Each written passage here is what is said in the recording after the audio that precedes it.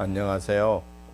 오늘은 중부신학교 여름 특강 두 번째 강의 신학 이해에서 신론에 대해서 인간론에 대해서 기독론에 대해서 구원론에 대해서 살펴보도록 하겠습니다. 오늘 강의는 지금 두 번째 다시 찍고 있습니다. 첫 번째 다 찍어서 올렸는데 음성이 잘 녹음이 안 돼, 음성이 나오지를 않아서 다시 촬영하게 되었습니다. 좀 양해해 주시기 바랍니다. 신론에 대해서는 하나님의 정의, 또 하나님의 이름, 즉 명칭에 대한 것을 볼 수가 있는데요.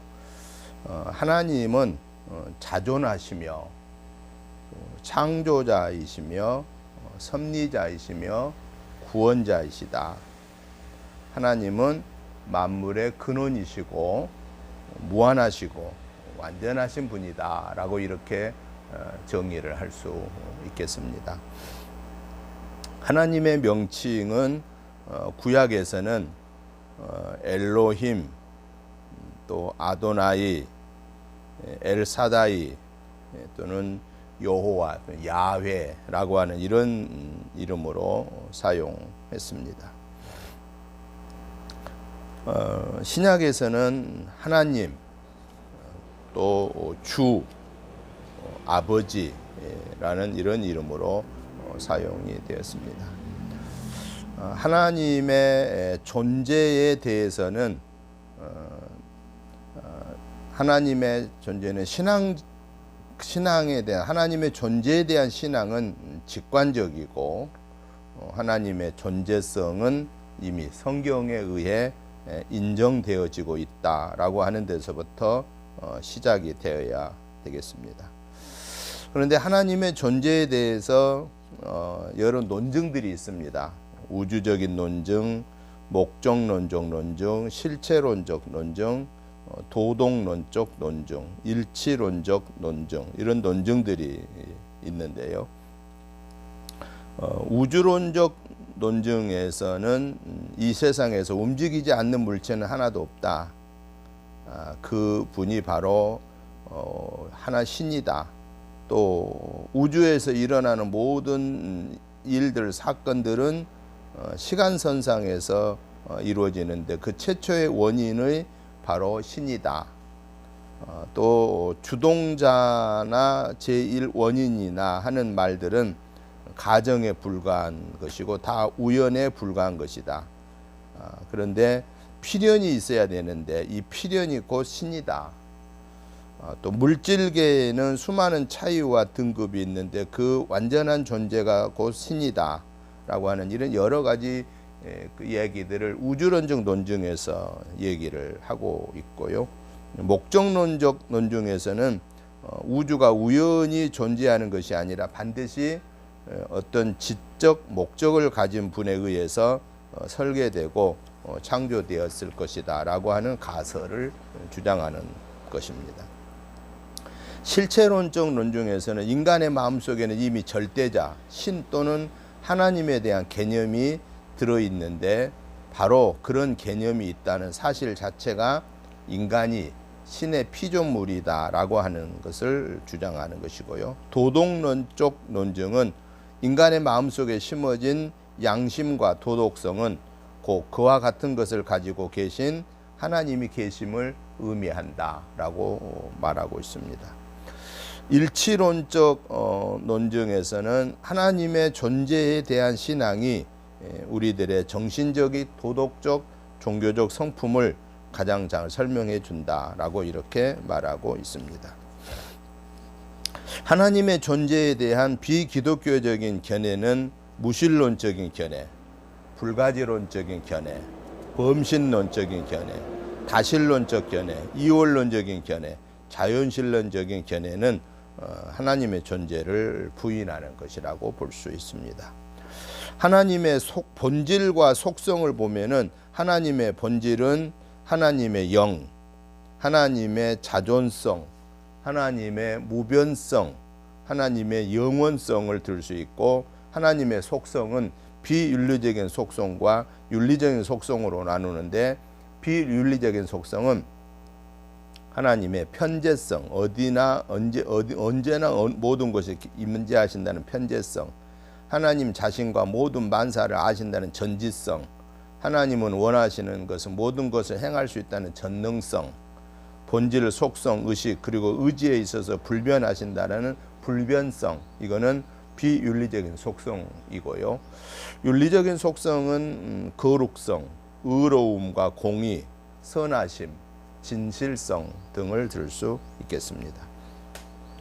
삼위일체는 하나님의 유일성은 우주에 유일하신 하나님만 계시며 그는 무한하시며 영원 자존하시고, 하나님의 삼위일체성은 한 신적 본질 속에 세계의 영원한 구별이 있다. 그것이 성부, 성자, 성령이다 라고 이렇게 보는 것이죠.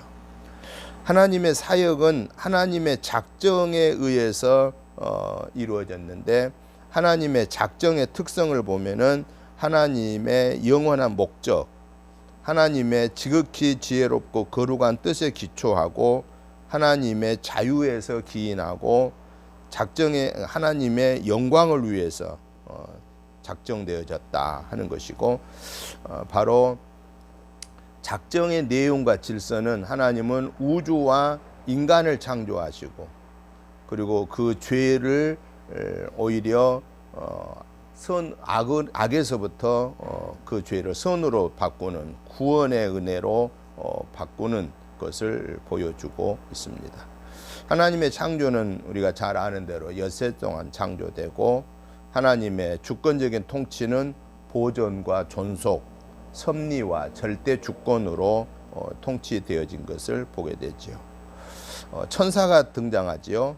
천사는 순수한 영, 무형적 비물질적인 것으로 묘사되고 있고, 또 천사의 속성은 불가분성, 불변성, 또 민첩성 이런 것을 볼 수 있고, 천사의 최고 직무는 하나님을 섬기는 일이다라고 욥기 38장 7절에서 보여주고 있습니다. 사탄은 인격적인 존재로서 악령의 왕국의 괴수다. 본질적으로 적그리스도, 또 하나님의 세력과 원수, 악마, 참소자, 또 의혹의 씨를 심는 자, 거짓말쟁이, 살인자, 스스로 빛의 천사됨을 가장하는 자, 이런 것을 천사라고 표현하고 사탄이라고 표현하고 있습니다. 인간론에 대해서 살펴보겠습니다. 인간의 본성은 볼 때에 인간의 기원은 하나님이 인간을 창조하셨다라는 창세기 1장 26절부터 27절의 말씀에 의해서 볼 수가 있고, 인간의 성질은 이분법과 삼분법을 볼 수 있는데, 이분법은 육체와 영혼으로 됐다. 근데 삼분법은 육체, 영혼 이렇게 나누어서 보고 있습니다. 하나님의 형상으로서 인간의 모습, 바로 하나님이 우리의 형상대로 우리가 사람을 만들자라고 하는 그 창세기 1장 26절 27절에 있는 우리의 형상을 따라 우리의 모양대로 우리가 사람을 만들자라고 하는 이 말씀에 근거해서 바로 인간은 하나님의 형상대로 지음받았다라고 하는 것을 보여주고 있습니다. 인간에게 시작된 죄의 시작을 보면은 그 유혹과 타락으로부터 인간의 자유 의지로부터 시작되었다라고 이렇게 볼 수가 있겠습니다. 죄의 본질에 대해서 살펴보면은 하말티아라는 단어를 쓰고 있는데, 이 하말티아라는 단어는 바른 길을 잃다 또는 표적을 빗마치다라고 하는 것에서 목적을 마치지 못하는 것을 의미하고, 하나님께서 명령하신 길이나 목적으로부터 일탈하는 것을 죄의 시작으로 보고 있습니다. 또 파라바시스라는 단어를 사용하고 있는데, 이 죄는 한계선을 탈선한다는 뜻으로 범죄 행위로서의 죄를 나타낼 때 사용되었고요. 세 번째 이 죄의 본질을 아디키아라는 단어를 쓰는데 이것은 구부러져 있는 일, 바른 것을 구부르는 일, 왜곡하는 일을 이렇게 말하고 있습니다. 네 번째는 죄의 본질을 아노미아라는 단어를 사용하고 있는데요. 죄에 대한 강력한 표현으로서 행위로서의 죄보다 상태로서의 죄를 강조하고 있습니다. 다섯 번째는 아세베이아라는 단어를 사용하고 있는데 이는 불경건의 상태를 말하는 것으로서 하나님을 떠나는 것만을 의미하지 않고 하나님을 닮지 않는 성격의 생각, 또 하나님의 부재를 특색으로 하는 상태까지 포함하고 있습니다. 죄의 성질은 죄는 특종의 악, 죄는 하나님의 율법에 대한 불일치, 죄는 죄책과 오염을 내포하고 있고 죄는 본질적으로 이기주의적이고 죄는 그 자리에 마음에 두고 있다. 죄는 그 자리를 마음에 두고 있다라고 있는 것입니다. 원죄와 죄의 결과를 보면은 죄의 전가를 볼 수 있는데 아담의 죄가 인류의 모든 지체에게 전가되었다라는 것. 이게 로마서 5장 15절 19절에서 보여주고 있고요. 원죄는 아담에게서 모든 사람에게 주어진 죄라는 것이죠. 또 죄책이란 죄의 행위에 따르는 개인적으로 마땅히 징벌받을 만한 일을 말합니다. 중보자 그리스도, 아담의 후예인 인간은 모두 본성적으로 전적으로 타락했으며 하나님 앞에 죄책을 지니고 있고 따라서 사망의 형벌 아래에 있었는데 이 원죄와 죄책을 예수 그리스도께서 십자가의 보혈로 중보자의 사역을 담당해 주셨다라고 하는 사실입니다. 기독론 예수 그리스도에 대해서 살펴보겠습니다. 그리스도의 명칭과 인격을 보면은 명칭을 보면은 예수 구원하다라는 뜻이고 그리스도 기름 부음 받은 자, 예언자, 왕, 제사장 의미하고 사람의 아들 인자라고 표현했고 하나님의 아들 또 주 큐리어스 사람이라는 이런 명칭을 사용했고요.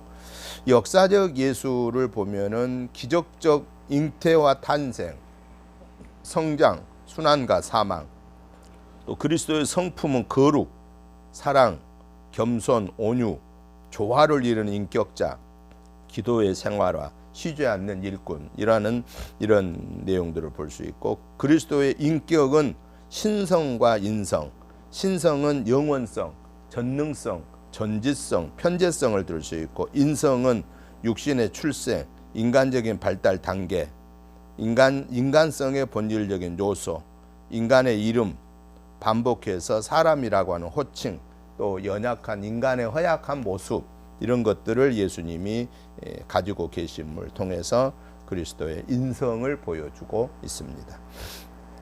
그리스도의 신분과 직무를 보면은 신분은 비하의 신분과 승귀의 신분이 있는데 비하의 신분은 하나님이신 예수님이 사람의 몸을 입고 성육신 하심과 십자가의 죽으심까지가 비하의 단계, 낮아짐의 단계라면은 승기, 높아지는 단계는 부활하시고 승천하시고 다시 재림하실 부분이 승기의 단계다라고 이렇게 볼 수 있겠습니다.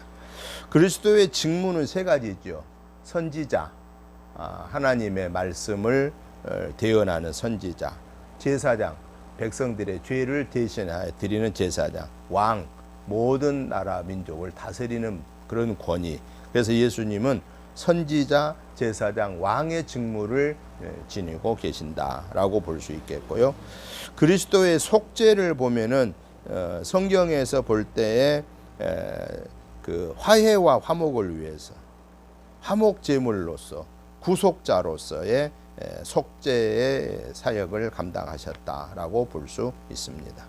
구원론을 보면은 성령의 인격과 사역, 성령의 일반적인 사역과 특별 사역을 볼 수 있는데 일반 사역은 자연의 영역과 인간 생활에서 역사하시는 사역이고 특별 사역은 구속 사역입니다.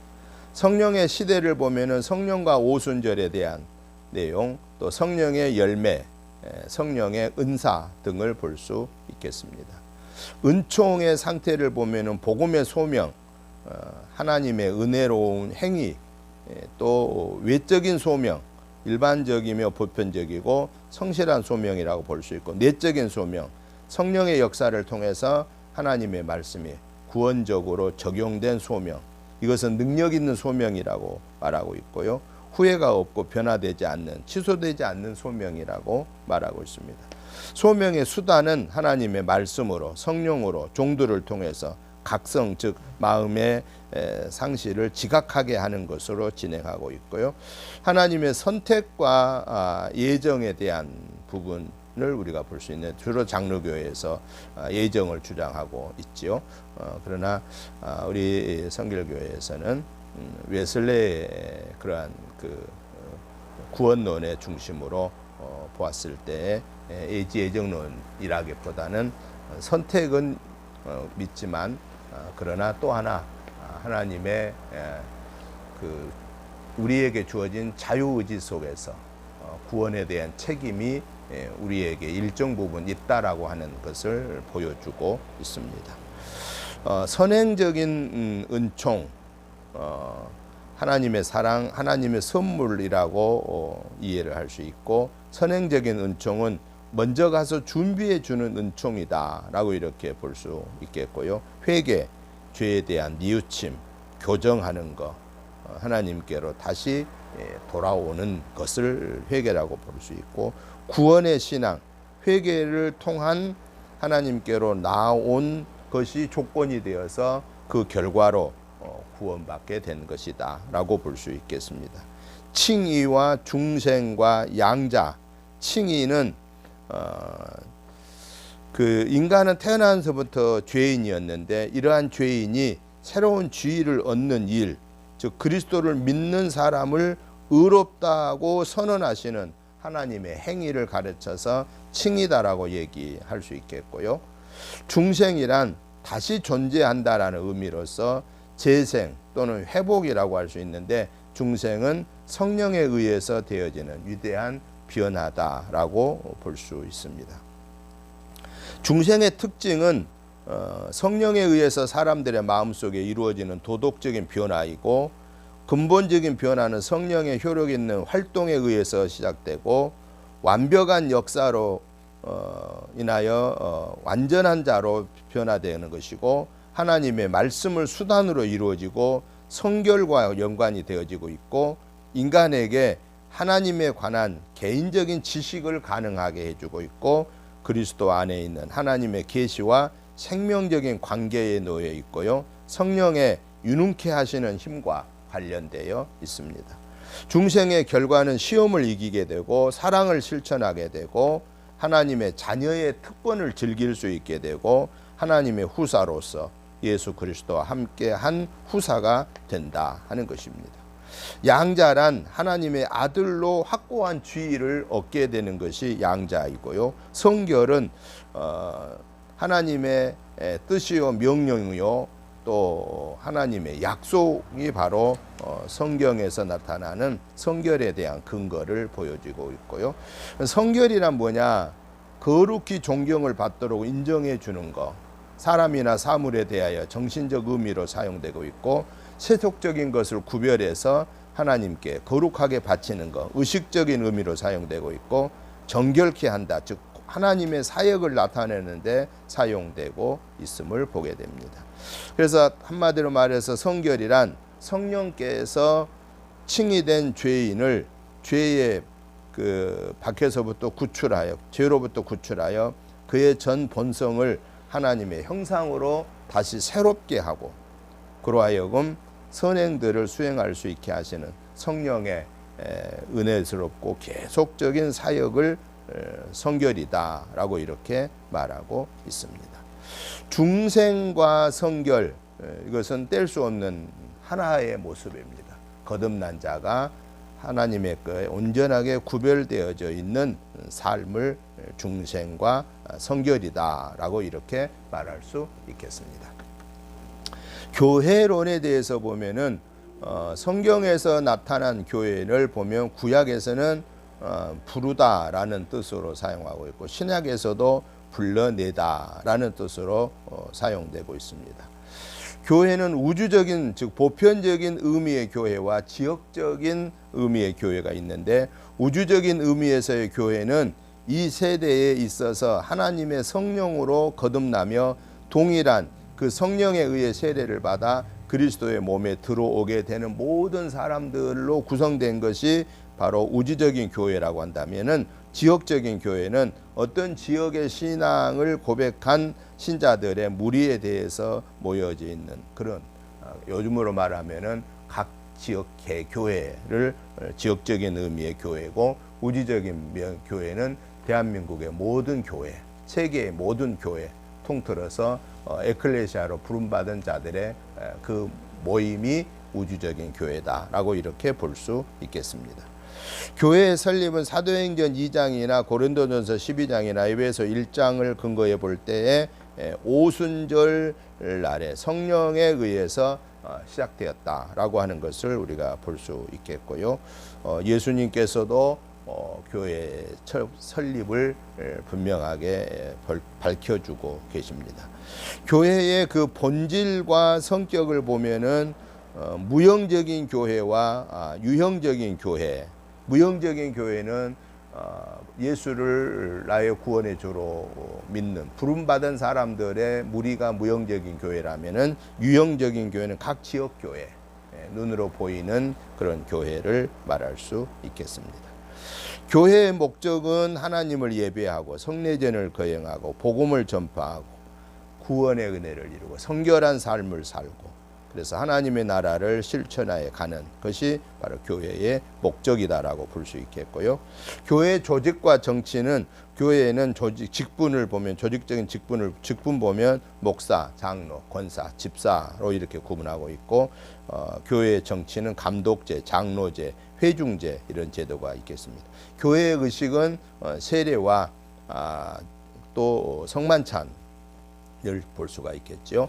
우리 기독교 개신교는 기념설, 캐톨릭은 하체설, 루터교는 공제설 등을 들 수 있겠습니다. 교회의 사명과 장례를 보면 교회의 사명은 예배, 복음 전파, 교육, 교제, 봉사라고 볼 수 있고 교회의 장례는 그리스도에게 연합되는 것이고 그리스도와 함께 다스리는 것이고 영원한 하나님의 나라를 세워가는 것이 교회의 장례다라고 하는 사실입니다.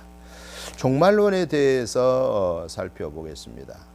개인적인 종말이 있고 우주적인 종말이 있는데 개인적인 종말은 내가 이 세상을 떠났을 때 개인적인 종말, 우주적인 종말은 예수님이 심판의 왕으로 오실 때 우주적인 종말이 이루어지게 되지요. 예수님의 재림은 성경에서 약속한 대로 우리의 갈 곳이 예비되면 오시겠다고 약속하셨고 예수님이 오실 때는 이제는 만왕의 왕으로 심판의 왕으로 모든 세계 사람들이 알아볼 수 있게끔 오신다고 했는데 그 시기와 때는 아무도 모른다. 징조들은 보여주고 계시지만 몇 년, 몇 월, 며칠 오신다는 것은 아버지만 아신다고 예수님도 분명하게 우리에게 말씀하고 계십니다. 그만큼 비밀입니다. 그렇기 때문에 우리는 재림을 맞을 준비를 해야 된다. 언제 오실 줄 모르니까 항상 말씀과 기도로 깨어 있는 자는 재림의 예수님을 우리는 기다릴 때 조금 더 두려워할 필요가 없다라는 거예요. 열처녀 비유처럼 기름 준비된 자들은 아무런 걱정이 없겠지만은 준비되지 못한 자들에게는 도둑과 같이 예수님은 오실 수밖에 없다라고 하는 사실이죠. 그 다음에는 신학의 분야에서 실천신학 분야를 좀 살펴보겠습니다. 먼저 설교학, 설교에 대한 것이 뭐냐. 설교란 하나님께서 이미 인간을 위하여 계획하신 구원의 사건, 즉 하나님의 진리가 예수 그리스도를 통하여 영원한 생명을 주시려고 하는 하나님의 구원사적인 행위를 증거하기 위해서 설교자를 통해서 교회의 성도들에게 하나님의 말씀을 선포하는 것을 설교다라고 볼 수 있겠습니다.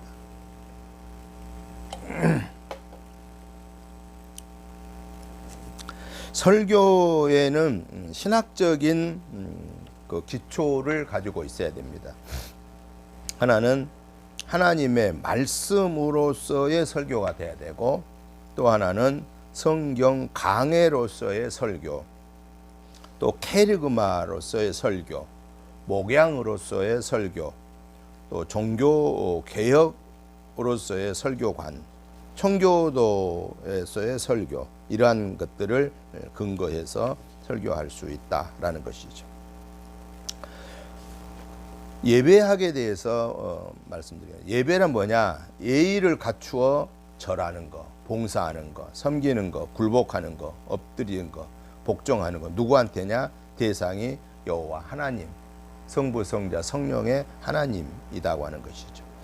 예배의 성경적인 근거를 보면은 그 구약 시대와 유대 종교의 예배를 보면은 먼저 족장 시대의 예배와 제사를 보면은 가인과 아벨의 예배, 노아의 제사, 아브라함의 예배를 볼 수 있고요. 모세 시대의 예배와 제사를 보면은 시내산에서 받은 계명, 광야에서의 제사와 성막 예배를 볼 수 있고, 왕국 시대의 예배와 제사는 솔로몬과 다윗 시대의 예배를 볼 수 있게 되고, 회당에서의 예배의 역사를 볼 수 있겠습니다.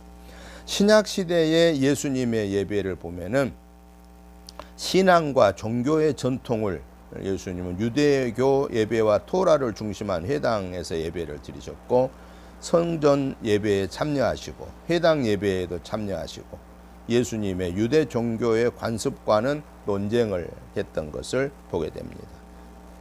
예수님의 예배 이해와 새로운 시도를 보면 예수님은 마태복음 6장 9절에서 주기도문을 새로 가르쳐 주셨고, 세례를 진행하기, 성만찬을 하도록 하셨는데, 이거는 바로 예수님이 이 땅에 오신 그 목적, 십자가의 대속의 은혜가 바로 세례와 성만찬으로 이어지기 때문에 그걸 새롭게 예배 속에 제정해 놓으신 것이라고 볼 수 있습니다. 예배의 역사적인 이해를 보면 초대교회의 사도들에 의한 예배가 있고요. 또 예배의 기본적인 요소를 보면은 성경 낭독, 또 복음의 선포와 설교, 성만찬, 세례, 기도, 신앙 고백, 찬송, 헌금, 이런 것들이 있고, 예배의 장소는 초대교회 때는 가정에서, 또 이어서 성전, 솔로몬의 행각, 바울인 가정, 시장 등에서 드려졌죠. 예배 시간은 초대교회는 유대인 안식일 예배와는 구별하여서 주님의 날, 부활한 주일날 예배를 드리게 되었었죠. 예배의 신학적인 근거는 말씀과 언약에 기초한 예배, 기독론에 기초한 예배, 성령에 기초한 예배, 종말론에 기초한 예배가 드려져야 된다. 이러한 신학적인 근거, 신학적인 근거란 성경을 벗어나지 아니하는, 우리의 믿음 생활을 벗어나지 않기 위한 하나의 뼈대의 역할을 하는 것이라고 볼 수 있겠습니다. 예배의 본질과 기능은 하나님을 믿고 하나님을 경배하고 하나님을 섬기는 것이 예배의 본질이라면은, 기능은 교육과 기도와 친교의 기능을 가지고 있다라고 볼 수 있습니다. 기독교 예배의 실제를 보면은 예배의 시간과 장소, 언제 어디서나 가능하고, 예배의 구성 요소와 실제적인 그 형성을 보면은 말씀, 기도, 또 성찬, 찬송, 예물, 이런 것들을 들을 수 있겠습니다. 예배의 종류와 형식에는 말씀 중심의 예배와 성례 중심의 예배, 우리 개신교는 대부분 말씀 중심의 예배라고 볼 수 있고, 캐톨릭은 성례 중심의 예배라고 볼 수 있겠죠. 의식으로서의 예배와 삶으로서의 예배가 있는데, 의식으로서의 예배란 주일에 공동체가 정한 시간에 모여서 준비된 예배의 순서를 따라 행하는 공식 행사를 말한다고 하면은, 삶으로서의 예배란 그리스도인의 신앙 생활에서의 예배를 말한다고 볼 수 있겠습니다. 전도학에 대해서, 전도는 좋은 소식을 전하는 것, 또 전도는 예수님을 복음을 전하는 것이 전도다라고 하는 것이고, 왜 우리가 전도해야 되느냐? 그 이유는 인간의 죄악으로부터 구원하기 위해서, 하나님의 심판으로부터 구원하기 위해서 우리는 전도해야 되고, 전도의 동기는 바로 복음의 시작이 되기 때문에, 또 복음의 결과는 하나님이 의롭다 하심을 인정해 주기 때문에 아버지 하나님의 보호와 관리를 받는 특권을 누리는 것이 되기 때문이다 하는 것입니다. 전도의 방법은 복음의 내용을 전달하기 위한 수단으로 사용하고 있고, 시대와 문화와 종족에 따라서 그 방법은 달라져 왔고, 18세기의 요한 웨슬레는 야외 설계와 소그룹을 통한 전도를 했고, 19세기는 해외 선교에 중점을 뒀고, 20세기의 전도의 특징은 제자 훈련과 복음 전도의 그 방법으로 진행했다 하는 것입니다. 전도와 성령을 보면은, 전도는 처음부터 끝까지 성령의 도우심을 받아야 된다라고 하는 것을 강조하고 있습니다. 왜냐? 전도는 하나님에 대한 일이기 때문에 하나님에 대한 일을 감당하려면 하나님의 힘, 성령을 받아야 되기 때문에 그렇다라는 것입니다. 사도행전 1장에 보면 성령 받는 과정을 보여주고 있는데, 주님의 명령에 조건 없이 순종하고 열심히 기도하고 주님의 뜻에 절대적으로 굴복할 때 성령의 임재를 받게 된다라고 말하고 있습니다. 목회 상담에 대한 것을 간단하게 소개하겠습니다. 목회 상담이란 영적으로, 정신적으로, 육체적으로 고통과 두려움과 질병 등에 빠져 있는 사람들에게 하나님의 은혜와 신실한 임재를 인식하게 함으로써 위로를 얻게 하고, 이러한 인식 가운데 문제 회복과 치유를 얻어서 더욱 풍성한 삶을 누릴 수 있도록 도와주는 것을 말합니다. 목회 상담의 역사는 교회 생성 초기부터 창세기 1장, 2장에서부터 시작됐던 것을 보게 되고, 심리치료를 목회에 적용하라는 시도는 1905년부터 시작되었던 임마누엘 운동으로부터 시작되었던 것을 보게 되고, 1920년에는 안톤 보이슨에 의해서 목회 상담이 학문적인 기초를 가져오게 되었고, 그 이후에는 제이 아담스에 의해서 목회 상담이 시작되었던 것을 보게 됩니다. 목회 상담의 목표와 목적을 보면은, 목회 상담의 목표는 영적이고 심리적인 성숙을 포함하고 있고요. 목적은 내담자에게 복음을 제시하고 그리스도의 헌신을 권고하는 것이고, 내담자의 영적인 성장을 돕는 것이고, 내담자의 죄를 고백하고 하나님의 용서를 체험하도록 돕는 것이고, 내담자에게 그리스도의 표준과 태도 그리고 삶의 모습에 대해 모델을 제공하는 것이고, 내담자라 하여금 기독교적인 가치관을 갖게 하여 성경적인 가치관의 삶을 살도록, 성경의 가르침에 살도록 하는 것이다 하는 것입니다. 목회 상담의 특성과 요소를 봤을 때, 특성은 목회 상담에서 추구하는 것은 영적 전인성입니다. 목회 상담은 항상 하나님의 말씀의 정황 가운데서 이루어져야 하고, 이것이 목회 상담에서 기대되는 것이고, 신앙 요소의 활동을 기도로, 신앙 또 성경, 성령, 이런 것들이 가장 신앙 요소의 활동을 할 수 있도록 도와야 된다 하는 것입니다. 기독교 지도자론에 대한 부분을 보면은, 리더십의 이론은 특질 이론, 지위 이론, 유형 이론, 이런 이론들이 있고요. 리더십 이론의 기초에서 리더십이란 뭐냐? 한 사람이 다른 사람에게 영향을 주어서 그 사람을 움직이게끔 할 수 있는 능력을 가르쳐서, 또 어떤 공통적인 목표를 설정해 놓고 많은 사람을 그 목표를 향해서 가도록 움직이게 하는 것을 리더십이다. 그런 사람을 리더자다라고 이렇게 말할 수 있겠습니다. 특별히 교회 지도자, 교회 리더십의 자질은 비전의 사람이어야 되고, 강렬한 소명 의식이 있어야 되고, 계획성이 있는 사람이어야 되고, 강한 추진력과 성실성이 있는 자여야 되고, 장애물을 극복하는 의지가 있는 분이어야 되고, 기도의 사람이어야 되고, 영광을 자기에게 돌리지 않고 하나님께 돌리는 자여야 된다 하는 것이죠. 예수님의 지도 유형을 보면은 예수님의 머리됨의 의미를 가르쳐주고 있고요. 예수님은 종됨의 의미를 또 말씀하고 있습니다. 신학 분야에서 역사 신학, 한국 교회사, 세계 교회사, 또 성결 교회사 이런 것들이 있는데요. 간략하게 살펴보면은 한국 교회사는 카톨릭의 전례로부터 시작하였고 카톨릭이 박해를 경험으로부터 한국 교회사가 시작됩니다. 그때가 1594년 12월 28일에 한국 역사상 최초의 교직자인 포르투갈 신부 그레고리오 세비페테스가 입국해서 일본의 고메즈 교구장에게 보고서를 제출함으로부터 한국에 복음이 시작되게 되고 1783년 이승훈이 베이징에서 영세를 받고 천주교 서적을 가지고 들어오게 되고 1794년 12월에 중국인 신부 주문모가 전도하다가 순교하게 됩니다.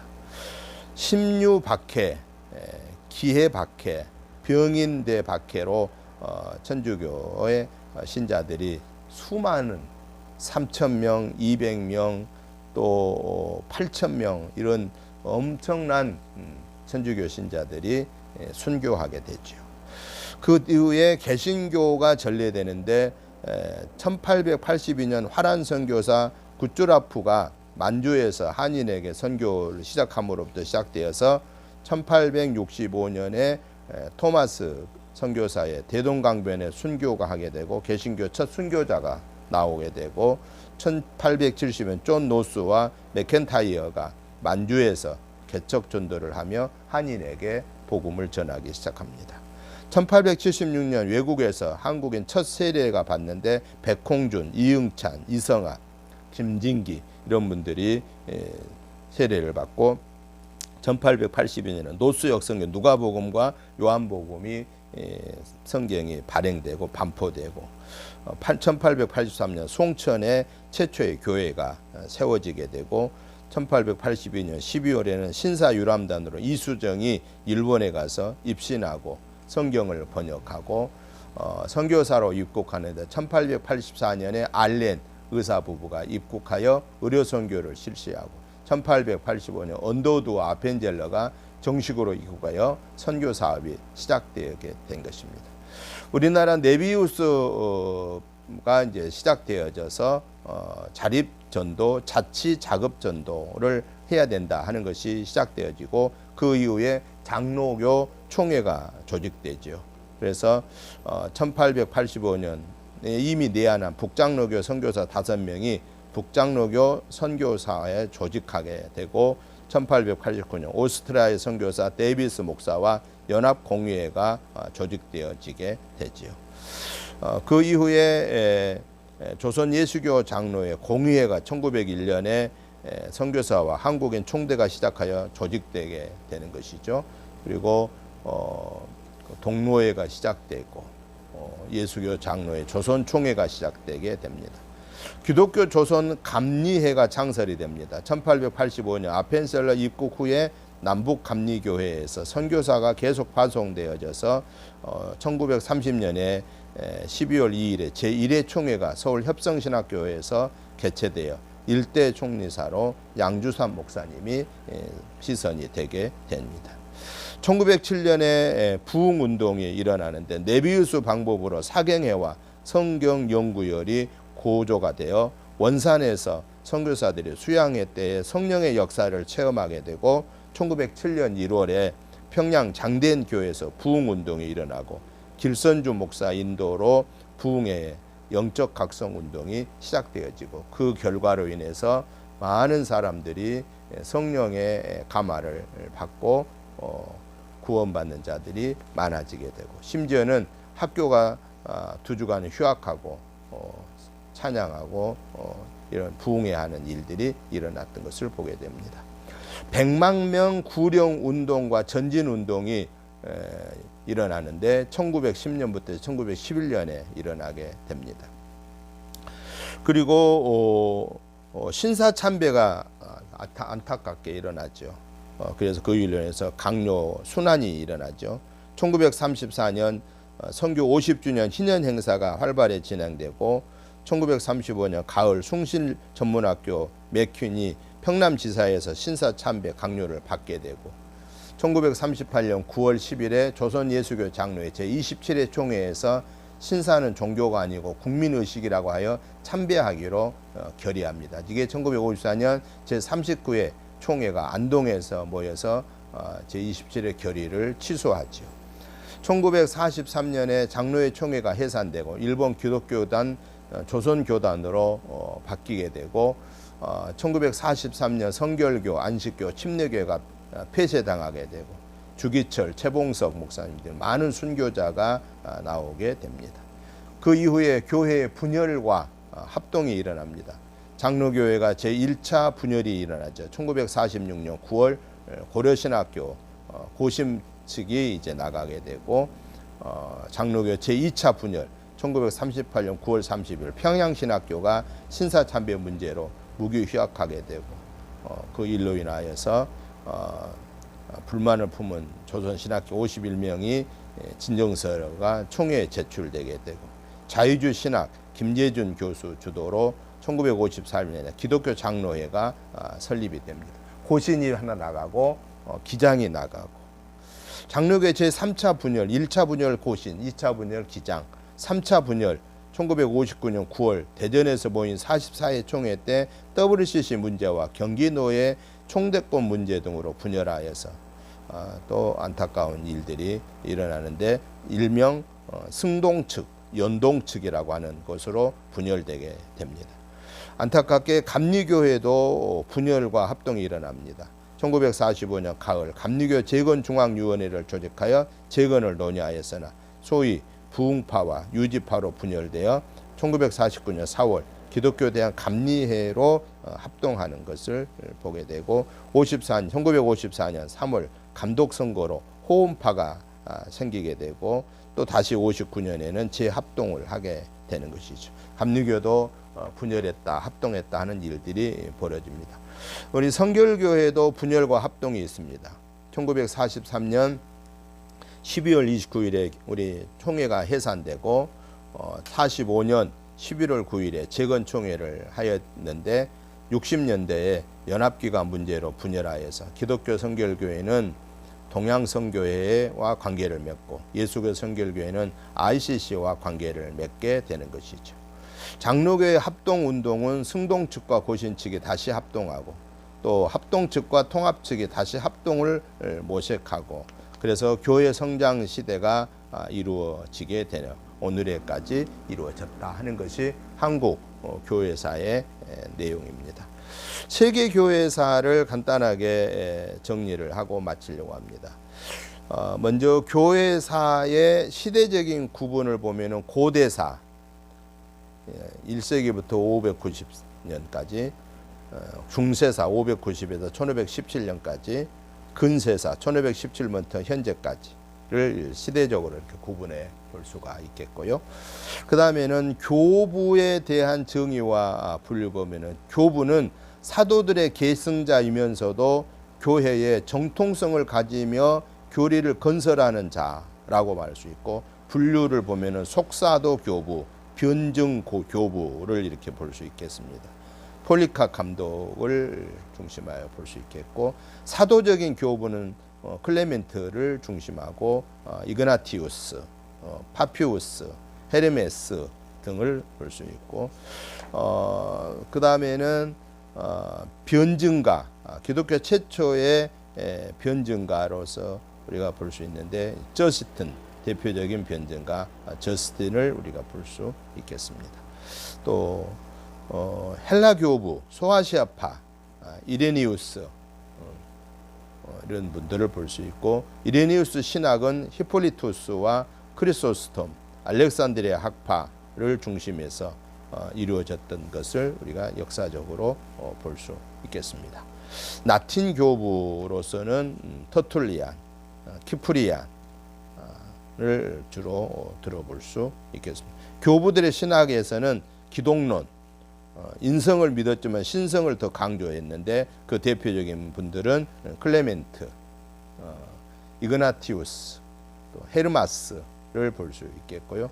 삼위일체 교리는 바로 이그나티우스는 신자는 건축 재료, 예수는 건축 기계, 성령은 건축 밧줄이라고 이렇게 비유했고, 클레멘트는 사도들은 임명받고 부활로 확신을 얻고 하나님 말씀에 경고히 되고 성령의 보증을 얻고 하나님 나라가 임한다는 복음을 듣고 나아간 것으로 말하고 있고, 속죄료는 이신득이, 윤리관은 이방과 구약 사상의 영향을 받음을 말하고 있고, 전천년설 재림왕국을 믿고 있는 것을 보게 됩니다.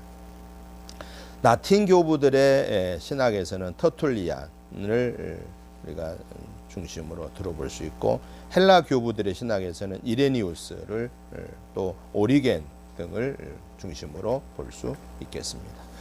여기까지 이번 강의를 마치겠습니다. 이제 다음 주는 두 번째 강의, 첫 번째 1강, 2강 두 번 강의에서는 신학이해에 대한 것을 강의를 했고요.